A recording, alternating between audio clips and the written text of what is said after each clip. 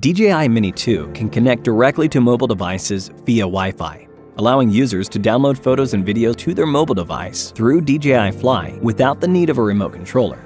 Users can enjoy faster and more convenient downloads with a transmission rate of up to 20 megabytes per second. Power on the aircraft and wait until the self-diagnostic test of the aircraft is complete.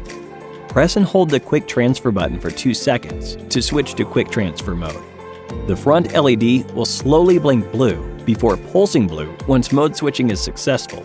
Make sure Bluetooth and Wi-Fi are enabled on your mobile device, and a prompt will automatically appear to connect the aircraft. Tap Connect once successfully connected. Note that when connecting a mobile device to the aircraft for the first time, you need to press the Quick Transfer button to confirm. Make sure that the aircraft is connected to your mobile device via the remote controller and the motors have not started. Enable Bluetooth and Wi-Fi on the mobile device. As you enter playback in the DJI Fly app on your mobile device, tap the Quick Transfer icon on the upper right corner to access the files on the aircraft and download at high speed.